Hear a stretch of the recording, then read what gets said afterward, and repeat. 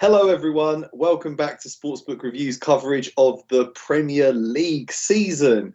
I'm your host Martin Green. I have George Gamble alongside me. We did have Matt Lawrence alongside us. We were an attacking triumvirate, but internet problems in the Indianapolis area have forced Matt to go offline, and he's not going to make it, sadly. I've got his picks, so I can read them out at the end, but we're just going to roll with the dynamic duo of Martin and George for this video. We're going to start breaking down the games in just a minute, but please give us a thumbs up. I can see 4 of you have already done that. Let's ramp those numbers up. Those are rookie numbers. Let's get up to triple figures at least by the end of the show, because the YouTube algorithm loves it. Mr. SBR loves it. We all love it. Subscribe to the channel, click the notification bell, and then head on over to sportsbookreview.com. You'll read a wealth of exciting content there. Picks, analysis. You can compare odds so that you find the best prices on every game. We've got bet calculators. You can read reviews of pretty much every sportsbook in the world to find your perfect match. It's all going on over at sportsbookreview.com. So do head on over there. But first, me and George are going to break down these games. So George, we're going to start with your team, Man City. They are up against the European champions, Chelsea, I'm afraid to say. And it's going to be a really tough week, isn't it, for Man City? I believe they're away at Chelsea, PSG and Liverpool within the space of a week. How are you feeling about this?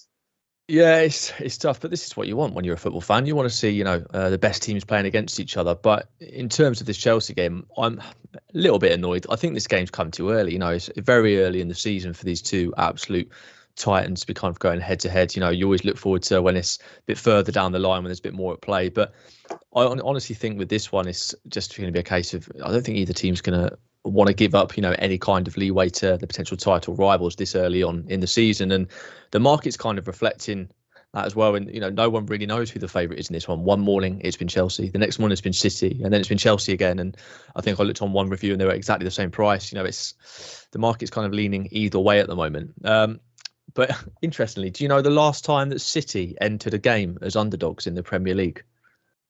No, but I'm excited for you to tell me. What's the deal? So it was 4.5 years ago. That's over 160 games. And it was Pep Guardiola's first season in charge. Even against like Liverpool. Oh, yeah, you're probably they right. were the big prices at Liverpool, big prices, but they were never the underdog. So, yes.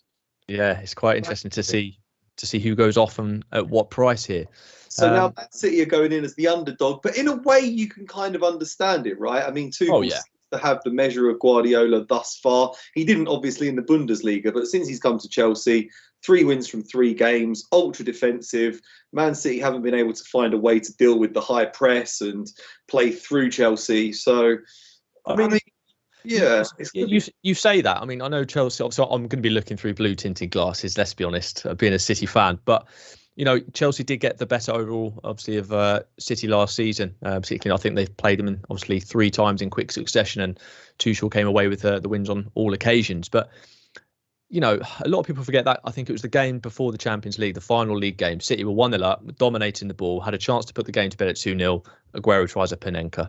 He'd never done that in his career. Yeah, what's he doing? He scores that. Game's done. City are winning that easily, maybe different Champions League final, who knows? But then you'll say it was to City have beaten Chelsea, but as such, you only remember what actually happened. So Chelsea did win on the 3 times, and I think it's fair that people are looking at this Chelsea side and thinking, well, they're fantastic defensively, they're solid, they're brilliant. Like City, they've conceded the fewest goals in the league, and they are just formidable. They really are, and they're very, very efficient. I mean, the angle I'm taking here, I don't think there's going to be many goals in this one. I think it's going to be tight. Just looking at it as well, City obviously don't have a natural striker. I know Chelsea do, but the thing for me is I really do think that this game is just going to be one that neither side is going to want to lose. They're both excellent teams, arguably the 2 best sides in the country. And like I said, they've got the tightest defence so far, and even last season, they had the joint tightest defences as well, but they've both conceded just a single goal in their first 5 games. So, they don't concede too many. And I see that going the same way here. because it's a well-known fact as well, recent sort of seasons when the top six have played each other, goals are few and far between, aren't they? The quality's there for all to see, but they do tend to cancel each other out. And like I said, for the last 6 meetings at Stamford Bridge between these two have seen under 2.5 goals. And I just think Chelsea, defensively, under Tuchel, much more astute. He just seems to create that foundation in that defence to build those attacks from. And they've got the second most clearances in the division, which just shows how their defensive cohesion, they're so organised. They don't let anything slip through. They know what they're doing. My only question mark would be as well is whether City, in terms of their team selection, because there's rumours that Laporte, John Stones and the like are going to be missing alongside Zinchenko, but then City are posted on their site that Laporte and Stones are training. So remains to be seen who actually partners Diaz along there. I think it'll probably be Ake. He started the last couple of games, but it'll be interesting to see if he does bring Stones or Laporte in, if they're fit. And yeah, City, in terms of big chances missed, City are third. So for me, I just see two sides frustrating each other, not wanting to give away too much this early in the season. Potentially, I think it could even be a 1-1. Or if there is a winner, I think it could be just a single goal that decides it. So for me, I think the under 2.5 goals here is definitely the play.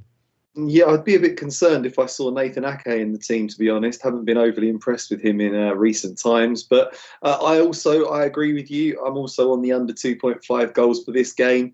And much as I hate to bet against Man City, I have to say I would be Chelsea draw no bet. I did a little Chelsea draw no bet the other day. I got pretty good odds on it. But Harry Doherty, come off it. Harry Doherty reckons Chelsea are going to go invincible this season. No chance, Harry. There's only one invincible team in the Premier League. That is these guys. Arsenal Football Club. Shout out to the chat. Ross Mate, T Wong, Sean. We've got Harry, as we just mentioned. We've got Suresh. We've got, oh, goodness. Hello, oh, goodness. Hello, Jeremiah. Hello, Eden. Hello, Kudzi. Hello, Ashley, Kevin. Sure, Brown Magic. Brown Magic missed out on your parlay because there wasn't a single yellow card in the West Ham versus Man United match. That's ridiculous. When have we ever seen that in the Premier League? Hello, Abe. Hello, Dominic. Hello, Joseph. Hello, Mashari Penn. Hi, everyone. It's great to have you here. We've got 71 watching currently, 17 likes. So please do ramp up those thumbs up. And we're going to move on to Manchester United versus Aston Villa. Looks like a great game in prospect. Man United just seem to be getting the job done. Like they're not playing out their skin really, but they're doing just enough to scrape victory in games. Ronaldo's on fire. Coming up against a decent Aston Villa team, George, who are in pretty good form, picked up a big win against Everton recently, and might make life reasonably difficult for Man United at Old Trafford. But do you think Man United can get another 3 points in this one? Yeah, I do. I think they can. As you said, United have been kind of grinding out those wins, even when they've kind of not been playing so well. Just moments of magic from their individual players, and I think that's something they've missed in the past few seasons. Those are the kind of games that they draw. Slightly disappointing. I'm still not sold on Solskjaer. I think I saw somewhere that the average points total to win a title since Pep came in has gone up to 95 points when it was at 85 before he came in. And I'm trying to remember the points total they had last season when they finished second, but that wasn't enough to win the title in any of the last 26 seasons. So you talk about progress. Is it really?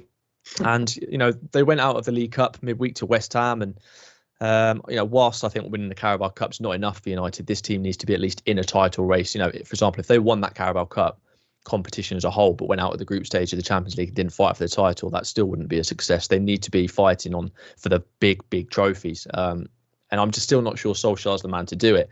And I'm really looking forward to this game in particular. You look at, I think there's going to be goals in it. Yeah. Both teams have found the net in 4 of the last 5 meetings between these two at Old Trafford, and United have won 3 of those as well. Both teams also scored in both meetings last season. And as you've already mentioned, Villa, that performance against Everton, fantastic, 3-0. I'd argue the 3-0 doesn't necessarily reflect the game, and they didn't have so many clear opportunities, but nevertheless, winning 3-0, got the goals, got the win, and that's all you can ask for. And Villa have impressed me. I was slightly concerned about them this season because I know they spent a lot of money bringing a lot of talented players in. Leon Bailey, I thought that was a brilliant signing. I really did. And everyone knew it would take a bit of time for them and their new arrivals to kind of settle in and get used to life without Jack Grealish. But they've shown signs of being a really exciting team. And also before that, when they played Chelsea, I know they lost 3-0 there, but that again didn't really reflect the performance. I thought they really were excellent. You know, they outshot Chelsea, had more shots on target, and Chelsea had 4 shots on target and 3 of them went in. You know, so I think Villa can count themselves slightly unlucky that it was by such a big scoreline.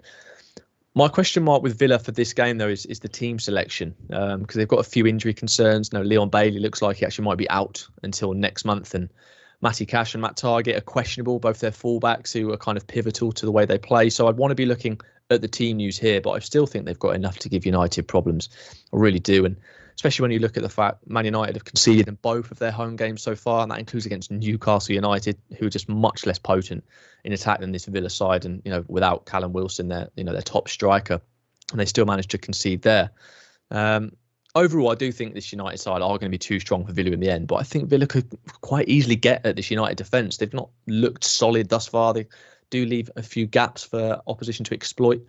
So I think this Villa side can cause some problems, and they should get on the score sheet at least once, in my opinion. But overall, you know, when you've got the likes of Ronaldo and co, they're going to be too strong for a lot of teams. And I feel for this one, I just think Man United will have too much for them. So I'm having a small play, and it's on Manchester United to win and both teams to score. And that was at plus 187, which I was quite surprised at. I thought it would be more around the plus 160 mark. So to get a little bit of extra in that looked like good value to me. So a small play on that.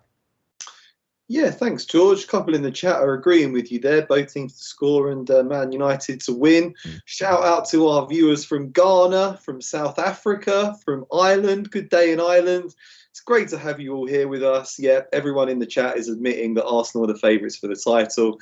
They know what's up. You know, City, Chelsea, Liverpool looking strong. Arsenal are creeping up. Don't worry. Yeah, I look at this Man United team and I see very few weaknesses, to be honest. I think the real weak link was Lindelof. But Varane is a massive upgrade on him. I think they've got a really tight defence now. I think the quality going forward, so many options.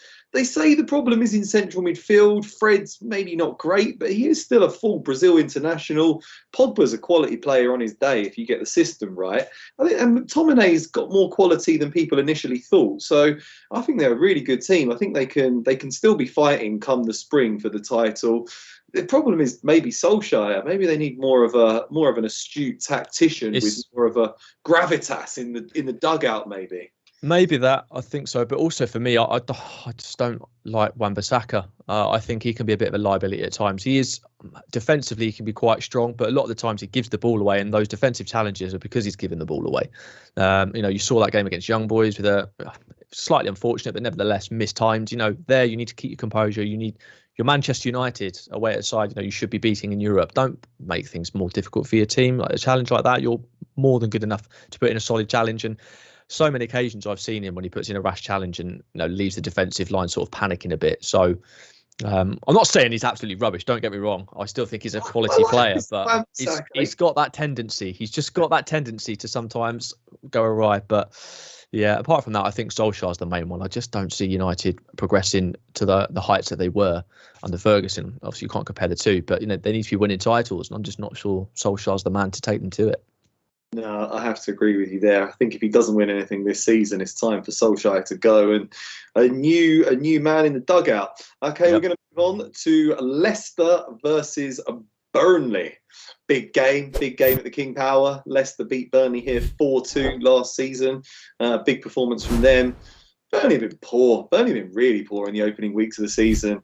1 point from 5 games. I feel like a chronic lack of investment in this squad is eventually going to prove their downfall. You get teams that sort of get a bit comfortable. They think they're Premier League stalwarts, and then they stop investing, and then they get relegated. I think they're in real relegation trouble this season. They've only scored 3 times. I think only Wolves have 4 times. They've got one of the worst attacking records in the league, though, and they're not keeping clean sheets, George. I think Leicester sort of scrape a low-scoring win here. What do you think? Yeah, it wouldn't surprise me to see that happen at all. I mean, personally, for this one, it's just too unpredictable for me. I think Leicester should win, but as we've seen so far this season, they can be very, very unpredictable. And, you know, Leicester, they've just got off to a pretty poor start. You know, they've lost 3 of their 5 games, conceded 8 goals, and I think they'll fancy their chance of picking up win, just as you said, against this Burnley side, though. In the 6 times they've played Burnley at the King Power since 2014, they haven't been beaten, and they've won 4 and drawn 2. Just the problem is, for me, they are looking more suspect defensively than they have in recent seasons, and they've conceded in their last 4 Premier League matches, and that includes against Norwich City. And for me, Norwich are the worst side in the division. I don't think they're that much of a threat going forward, and to be conceding against them and making a tough game of it. Yeah, I think Leicester really need to kick on. They need to get rid of this funk, if you like, because Burnley, as you said, they're without a clean sheet and in their last 4. So I think there could be goals.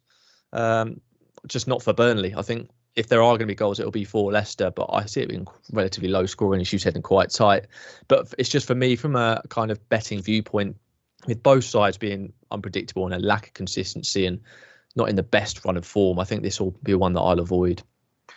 Yeah, I think this is just a really good opportunity for Leicester to get back to winning ways and start climbing the table. Home game against Burnley, they've got a great home record against the Clarets, and they've still got a fantastic amount of quality within their team. I mean, such competition up front as well with, Vardy, Iheanacho, Daka. They've got quality players. I think it's time for them to start reminding everyone of what a good team they are. So I'm going Leicester to win and under 4.5 goals in that one.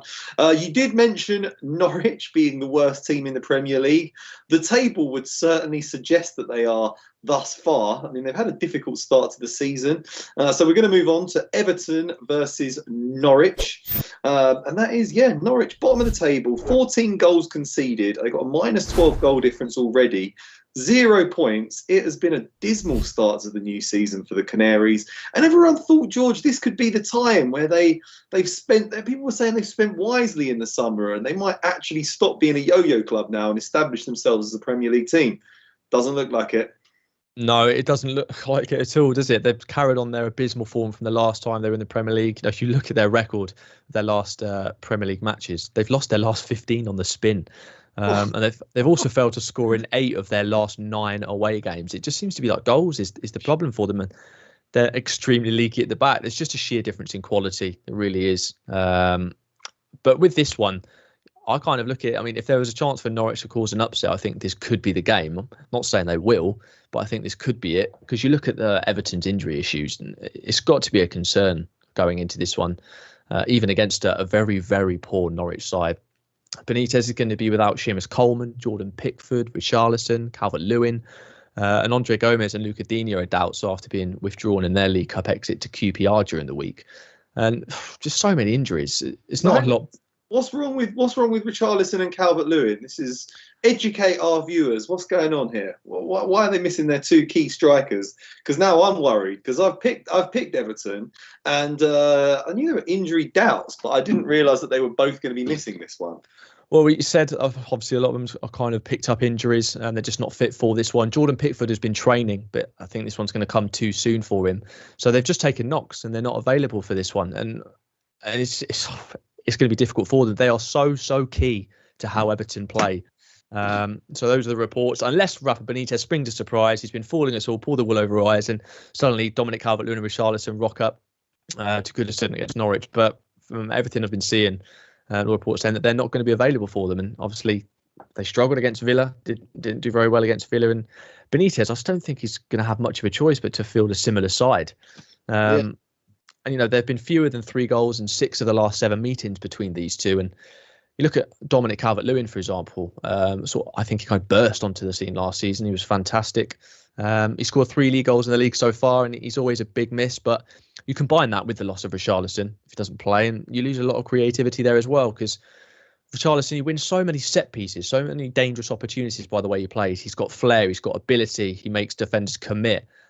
He really is a key player for them. So if they're missing both of them, it doesn't half make their attack a little bit toothless.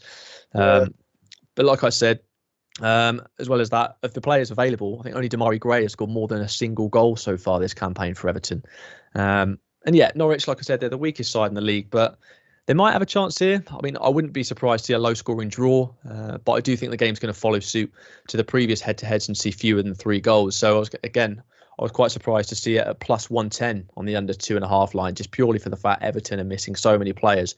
and the fact that Norwich can't hit a barn door with a machine gun at the moment, I don't see how there's going to be a hatful of goals in this one. So over evens, I think the unders is the play here as well. So I guess we're going to see big Salomon Rondon up front. Quite possibly. Salomon Rondon with a bit of Damari Gray and Andros Townsend round the side. It sounds like a budget team that you've sort of scraped together on like a shoestring budget of washed up Premier League stars, doesn't it? With Alex Iwobi maybe coming at it. But yeah, I do think this is, again, like I said about Leicester, I do think this is a great opportunity for Everton to get back to winning ways as well. Home game against the worst team in the division.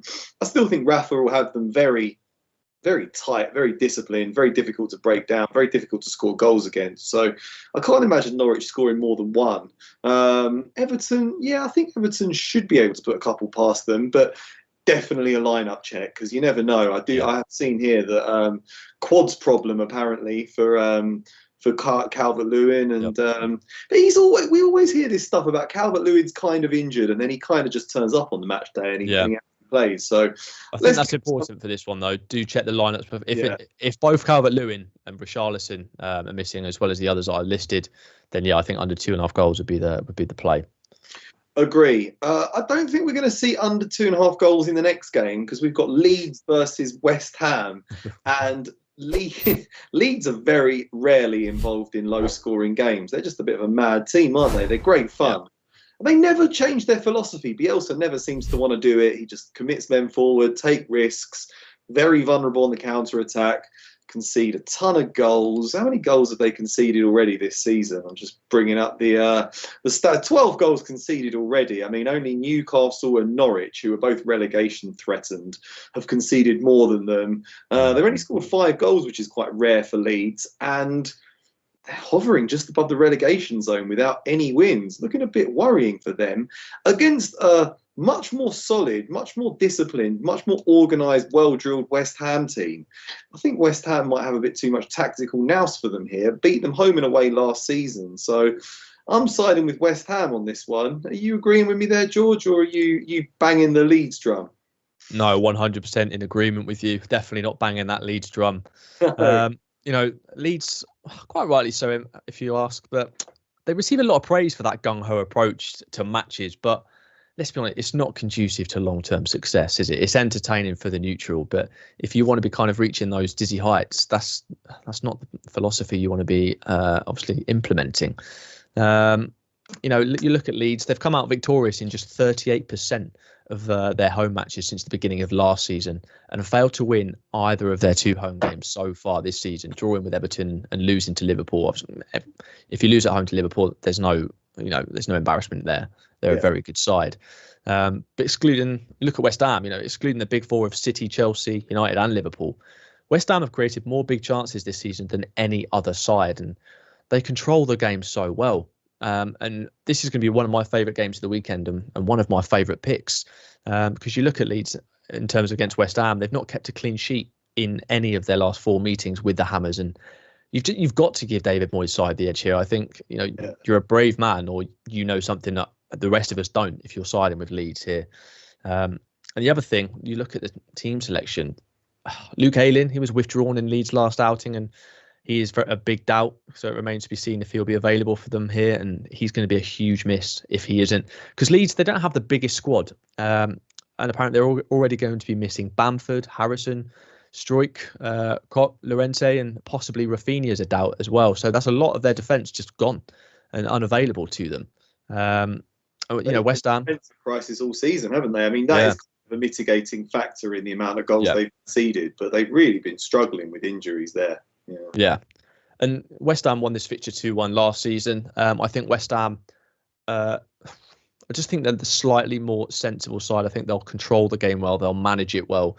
Like I said, Leeds are very gung-ho. They'll obviously want to score goals, but they'll give you opportunities as well. And I just think West Ham have the nous, and I think they'll manage this. Not easily, but I think they'll get the job done. And I was kind of looking at it, and a draw no bet looked a very good price for me. That was at -120 because I just don't think the Hammers will get beaten. And I think if anyone's going to win the game, it will be them. But obviously a little bit of a safety net with the draw no bet. I thought that was a brilliant price. Yeah, I'm totally with you there, George. I always look at the spine of a team, and big Michail Antonio's back. You've got Declan Rice sitting next to Soucek in midfield, and I think Zuma's really going to toughen up that defence. Oh yeah, Against Man United, very good player. Maybe not quite at the grade that they need at Chelsea, but very, very good. Instantly improves West Ham's defence, and they've got quality in wide areas too. I mean, like Saeed Benrahma and stuff. Manuel Lanzini's back now.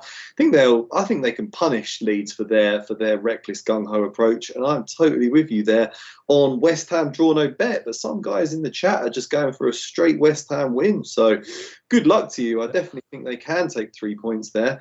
Next up, we have Watford versus Newcastle. Watford prevailed in the battle of the newly promoted teams last weekend. Now they've got 2 wins out of 5 games. Not a bad haul for Watford, really. I quite like their manager. He seems quite a charismatic guy. Players seem to like him as well. You'd be feeling more optimistic, I guess, George, if you're a Watford fan than if you're a Norwich fan. And perhaps more so than a Newcastle fan. I know Newcastle have got Alan Saint-Maximin, but he's pretty much a one-man team these days. The rest of the supporting cast is pretty poor. Yeah, 100%. I mean, if you're a Newcastle fan, obviously you can't wait for Callum Wilson to get back firing and get back fit again, because he's so integral to them in terms of scoring goals. As you mentioned, Watford, they were superb last weekend. They beat fellow, obviously promoted side Norwich 3-1 away from home, and Ismail Assar, I think they did so well to keep hold of him. From obviously, if you believe the rumours, a lot of Premier League clubs were sniffing around him when they got relegated. And he's just integral for how Watford want to play and if they want to stay up. He's such a special talent. And their fringe players then followed that up with a poor 3-1 defeat at home to Stoke in the Carabao Cup on Tuesday. So it's obvious they're focusing, obviously, on the Premier League and trying to stay up. So they'll be fit, fresh with the players that get selected.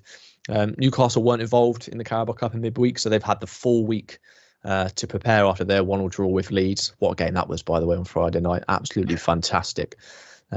But yeah, the Magpies are winless in 6 matches in all competition this season and failed to win any of their last 4 meetings with Watford. So if you're a Watford fan, your tail's going to be up. You're going to think you can get the job done here. As you've mentioned, the standout players, Sarr, Alan Saint-Maximin, they're of course the players you're going to watch out for when they meet at Vicarage Road. And I think if someone's going to win the game, one of these 2 players will have something to say about it. I think they'll be involved somehow. They have been under 2.5 goals in 4 the last meetings, and Newcastle is still, like I said, missing Callum Wilson. I can't stress enough how big of a miss he is. I really can't. And the Magpies have also seen fewer than 3 goals in 14 of their 21 away games since the start of last season. And just that lack of firepower in both sides, it would tempt me to make a play on the under 2.5 goals at around -120. But I do think this one could go either way, particularly with the players that are on show, how poor they are defensively. If Ismail Assar and Alan Saint-Maximin are running, they could have a field day. Could be one of those kind of games because they're just defensively both pretty horrific, in my opinion. So whilst I do like the unders and things would point to that, I think it could be one of those games. So I'll avoid this one. But I do think it will be a brilliant game to watch. Yeah, I was just looking at the odds there for both teams to score, and it's -110 if you shop around, and that looks pretty good. I mean, unders could still come in. It could be 1-1. I could see both teams getting on the score sheet here just because Watford don't keep many clean sheets. I think they've only kept 1 clean sheet so far this season. And obviously Newcastle are a bit sloppy at the back, but like we said, those 2 players, they could determine the outcome of this game. Ismail Assar and Alan Saint-Maximin, they could be playing for a top 4 team, those 2, surely. I mean, maybe they don't quite have the end product of like Salah or Mane, but they're those sort of players. They're quick, pacey, dynamic attackers that get you goals. I think they could. They get bums out of seats, don't they? The way they play, they get bums out of seats. They're exciting, and I think that's what they need. Like Zaha, really. Zaha's that sort of player, like an exciting player. We need more of that in the Premier League. So yeah, I'm looking forward to seeing that one. Next one is a great game. Brentford up against Liverpool. This is the sort of fixture that Brentford fans must have dreamed about when they were playing lower league football for 74 years. They're back in the Premier League, back in the top flight for the first time since 1947. And you've got Liverpool, like a genuine Premier League heavyweight, rocking up at the Brentford Community Stadium. What an atmosphere this is going to be. Made a very strong start to the season, Brentford, but I must say they haven't played a team with the calibre of Liverpool yet. And I think they could come unstuck a bit here, George. I'm going for Liverpool in this one. Yeah, and I wouldn't put you off that whatsoever. All 5 of Brentford's games in the Premier League this season have seen fewer than 3 goals. But as you've just said, this will be the first time we see them against a side of elite quality. So it is going to be really interesting to see how they get on. They were brilliant against Wolves. I think a lot of people were tipping Wolves up for that one, thought Brentford might come unstuck there, but they were fantastic. And Ivan Toney, he just ran the show, didn't he? I think he had a couple of disallowed goals, but just his physicality, his raw pace, his eye for goal, he's fantastic player, he really is. So I'm kind of interested to see the battle between him and Virgil van Dijk. They're both very physical players, see how that one happens. But Ivan Toney's got a lot of work to do because it's not just Virgil van Dijk. I think Brentford are going to be okay this season. I think they're organised. They've got match winners in that squad. I think they're going to be okay. And as you said, what an occasion! Liverpool come into town. But I kind of look at it, Liverpool, they're on a run of 9 games unbeaten. And I do think they're going to stretch that to 10 this weekend. But I don't think it's going to be an absolute rout. I think they'll be made to work hard for it. But ultimately, I think Liverpool get the win.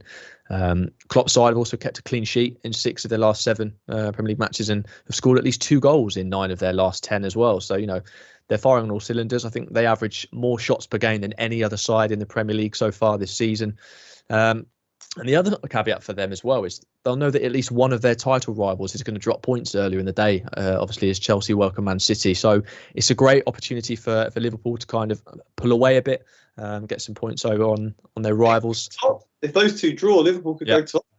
Exactly. So it's a pivotal game for them. It really is. And I can see the early stage of this game being quite tight, but I think Liverpool, they're ultimately going to claim the 3 points and maybe by a 2-0 scoreline, which hasn't obviously been too rare for Liverpool. The price on Liverpool alone, I just didn't think was good enough. But by picking Liverpool to win with under 4 goals in the game, we get a very generous price of plus 120.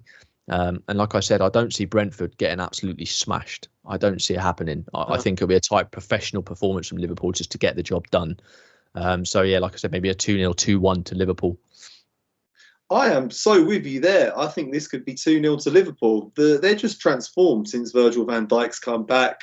Just, the effect that he has on the team is just remarkable. Doesn't matter what elite striker he's coming up against. I always still fancy Van Dijk to get the better of that battle. Anyone, even when they were talking Ibrahimovic is coming into town with AC Milan, he didn't play, but I still feel Van Dijk's going to have him in his pocket. He's just the best central defender in the world, and he's actually got an embarrassment of choices to play alongside him now. You could go Konate, Gomez, Matip, they're all fit. Fabinho's back in his holding midfield role. He's not an emergency makeshift centre-back anymore, so they're looking exceptionally solid. I can see them grinding out a low-scoring win in this one. So I've also gone for Liverpool and unders. Also interesting is that Liverpool play down the flanks a lot of the time with the fullbacks bombing on, whereas Brentford play down the middle more. So Liverpool have had 10.4 corners per game so far this season, which is the highest tally in the league by far. Brentford have had 2.4 corners per game. They never get corners. So if you want to give Liverpool like a -3 corners handicap or something in this one, you'll get good odds on that. And I can see Liverpool dominating possession, getting more corners, and eventually grinding out a nice low-scoring win, keeping the momentum going. Okay, next up, Southampton against Wolves. Southampton, a bit of a feeder club for Liverpool in recent years, but not a bad start to the season for the Saints, really. They're tough to play against, aren't they? They lost on the opening weekend, but they've since drawn 4 games in a row, despite coming up against good teams like Man United. They're a hard team to beat. Wolves were the draw kings of the Premier League. They haven't drawn any games yet so far. It's been a poor start to the season for them. Are you leaning towards either of these teams, George? Do you think the Saints can get 3 points, or can Wolves get their first win of the season? Yeah, again, for me, I wouldn't want to be on either side to get the win. For me, I've gone for the goals angle. For me, I do think there could be goals in this game. I'm just kind of looking at, I think no side's missed more big chances this season than Southampton. They've missed a huge 12. No, sorry, it was Wolves. No side's missed more big chances this season than Wolves. Missing 12 big chances. They've scored just twice, and They have only ever conceded 5 goals, which is just one more than Man United, which backs up the theory that Wolves games are notoriously low-scoring affairs. So for them, it's just getting that ball in the back of the net. They've become the Brighton of last season. Brighton, kings of the XG, created so many opportunities, but had no one to finish them. Just couldn't get the ball in the back of the net. However, both teams have scored in 5 of their last 6 meetings, and there has been at least 3 goals in 3 of the last 4 meetings at St Mary's. And the Saints, they're coming off the back of a solid display away to Man City, where they can count themselves probably unlucky not to have won the game. I'll be truthfully honest. They were brilliant. They really were. Limited City shots. I think City did have about 10 off target, but City didn't have their first shot on target until the 90th minute. That's against one of the best attacks in Europe. And it shows that they can do it at this level. They've had some tough times lately. I think there's even a Twitter account that says, have Southampton lost 9-0 lately? Yes, they have. No, they haven't. They've been on the back of some absolute drubbings. But for me, I think there could be goals in this game. And both sides did have midweek action in the EFL Cup, and a lot of first teamers were involved. So whilst the Saints are going to have an extra day's rest, fatigue might set in, and I think both sides could gift up chances to each other. And I'm happy to oppose the market and have a small play here on there being over 2.5 goals for the 4th time in a row at St Mary's when these two have gone head to head, and that's at plus 115. Ooh, interesting. You're going head to head with Jeremiah, who's going for under 2.5 as his banker. A couple of people looking at the Saints in this one in the chat. Lots of love actually for Liverpool and unders. Yeah. Even Liverpool a double chance and unders. I think Liverpool get a straight win there. The next game, the big one, the North London derby. Arsenal Football Club versus Tottenham Hotspur. It's going to be great. Everyone's looking forward to this one, aren't they? I have no idea what's going to happen. I'm going both teams to score. I think both teams are going to score in this one. Yeah. I have no idea who's going to win it. Obviously, I hope Arsenal win. They did get the job done against Tottenham last time these teams played, but that marked the end of an 8-game spell in which they didn't win against Spurs, finished below them the last few seasons in a row. Oh God! What do we think? What do we think about Harry Kane first, George? Is Harry Kane going to have a big game? He scored 11 goals in 13 matches against Arsenal, but he's been shocking in the opening weeks of the season. Is this the perfect opportunity for him to resume his form in front of goal? I mean, I was going to speak on Harry Kane, obviously, before the season started. I know you guys kept saying to me, do you think Kane to City gets done? And I genuinely thought it would. I didn't see a way of, you've got a player who doesn't want to be there. Daniel Levy was notorious for letting players go at the end of windows when he's got his price. And so, I was very surprised to see that not go through whatsoever. And you look at Harry Kane, he's just looked completely disinterested, isn't he? He's just not, he looks his shadow. Yeah, really no enthusiasm for the game at all. He's like, he was looking against Chelsea, wasn't he? Like, we've lost 3-0. We're not getting anywhere. This is an elite team, and we're so far off that standard. I'm stuck here for another year with Spurs. Like, yeah, he needs to fix that attitude quite quickly. Yeah, he needs to put himself in the shop window, and he needs to hold down his places. I know he's the England captain, so he's unlikely to be dropped. But there is still competition for places, so he needs to get back among the goals. Yeah, absolutely. And at the end of the day, he's a professional footballer getting paid handsomely to do the best he can for the club that he's currently at, first and foremost. But the thing is, he's playing against Arsenal. It's a big game. It's a derby game. So if there's going to be a game that he turns it around and shows that he's up for it, surely it's this one. I know you say, well, why didn't you do it against Chelsea? But come on, it's Arsenal Spurs. Like, that's the big one, isn't it? So I'm hoping from a neutral perspective that Harry Kane does the business and sort of shows up and shows that he wants to fight for it. But like you, I'm going with both teams to score in this one. I think nothing's nailed on, but I think it's got a very, very good chance of happening. Arsenal have failed to keep a clean sheet against Spurs in any of their last 9 meetings. There does tend to be goals. The Gunners have kept clean sheets in the last 3 matches, but those were against Norwich, Burnley and Wimbledon in the Cup, so I don't think you can read too much into that. But then on the flip side, Tottenham conceded at least 2 goals in 5 of their last 6 away Premier League matches. And like I said, it's a derby. Both defences have shown how vulnerable they can be this season. If one team goes ahead, you can bet your bottom dollar the other team are going to go absolutely all out to get that equaliser. And with those defences being somewhat vulnerable, in my opinion, I think both teams to score is the best bet for this game. There have been 19 goals in the last 6 meetings between these two at the Emirates, and both teams finding the back of the net in 4 of those 6. but like I said, with Kane, he's still dangerous. And I think if he does show up for this one against Arsenal, he's going to want to perform. And I reckon he could get on that score sheet. But I feel that Tottenham's defensive woes are going to carry on here. And I think Arsenal, who, as you said, are kind of finding that upward trajectory slightly. I think they can score past this Spurs side. And Tottenham fell to a second successive 3-0 league loss on Sunday with that collapse to Chelsea. It was just awful, their performance. It really was. And that kind of took the shine off what had been an encouraging start to life under Nuno Espirito Santo. And if I had to choose which side I want to be on to win, it would probably be Arsenal. As I think they've put a nice little run together, haven't lost at home to Spurs for 11 years. And so it would be Arsenal. But I'm sticking with my both teams to score bet. I think that's the best bet in this match. Yeah, I'm going both teams to score as well. Like you say, Spurs have conceded 6 goals in their last 2 Premier League games. Their defence doesn't look as strong as it once was in this post-Tongan and Alderweireld era.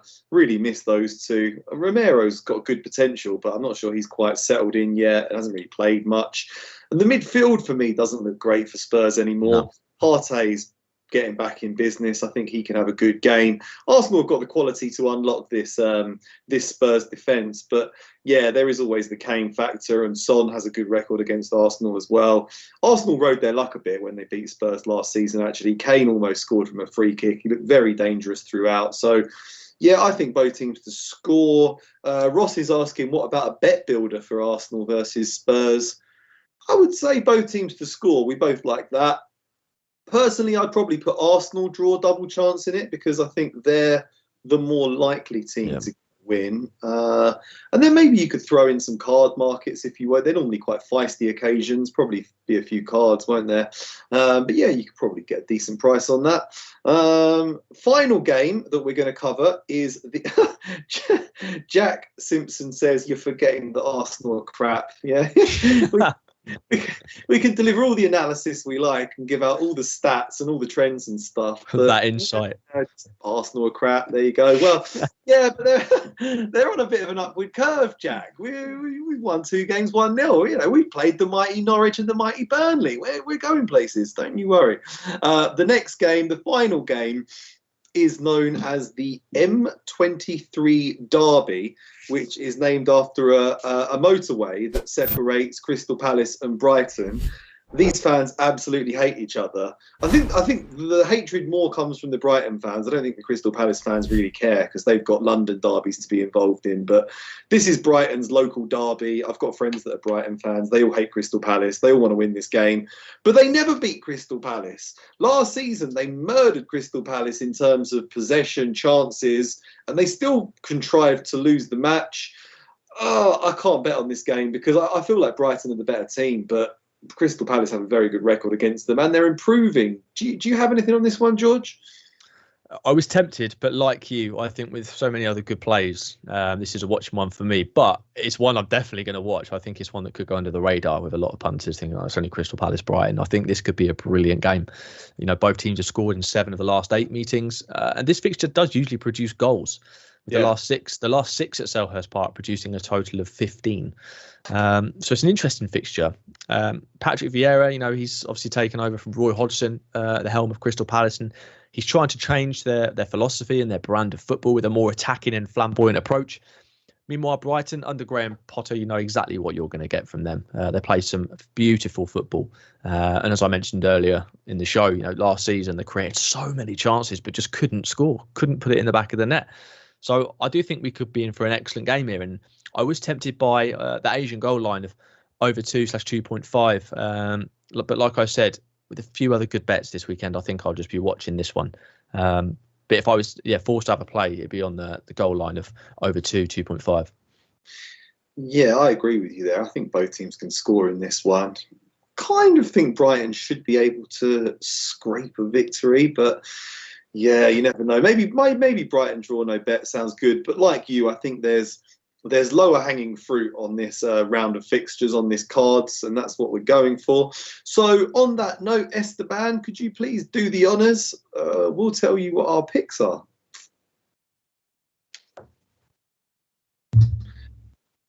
So I'm going for Man United to win and Cristiano Ronaldo to score. That's at -120. I've got Leicester to win an under 4.5 goals at -115. Same bet, Liverpool to win an under 4.5 goals at -120. And I've got both teams to score in that Arsenal versus Tottenham game. I was in the process of writing down Matt's tips, and then it turned out that he's not available and stuff. That's a picture of him frozen like a ghost there. But I can tell you that he was on Arsenal draw no bet, and I actually needed to add in he's on Brighton draw no bet, which I agree with. And he's also on Liverpool and under 4.5 goals, which I agree with. So that's another vote from Matt for Liverpool and under 4.5 goals. And he's a Liverpool fan as well. So there you go. What are your 4 tips, George? Yeah, so I'm going a little bit differently. I'm going for Manchester United to win against Aston Villa, but both teams to score, and that's at +187, a small play on that one. I'm also going with West Ham draw no bet away to Leeds United at -120. I'm going a little bit riskier than the other guys. I'm going with Liverpool and under 3.5 goals, +120, so over double your money. And finally, Arsenal Tottenham, just like Martin, I'm going with both teams to score at -110.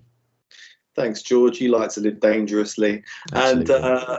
And thanks, Esteban. That's brilliant. I like this from T. Wong. Palace to surprise. Bald guys like me win. So Patrick Vieira would win. That's a fun experiment. Just bet on every bald manager for a weekend. And see, you never know. You never know. There's a few other good bald managers out there, Pioli and stuff. So not a bad shout. I thought BB stood for bet builder, not bald bets. What's going on with that one? Bald bets. That's what you should do. There should be a button on your bookmaker. Bald bets, and you bet an accumulator on every bald manager. And there you go.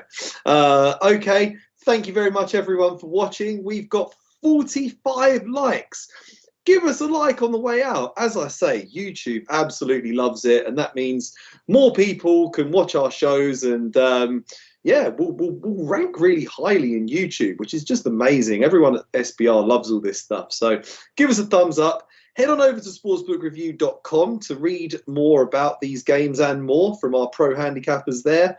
And we'll be back in about 40 minutes to cover La Liga Primera. Thanks, George. Thanks, everyone, for watching. Have a great weekend. See you soon. Thanks for having me. Take care. Have a good one. See you guys.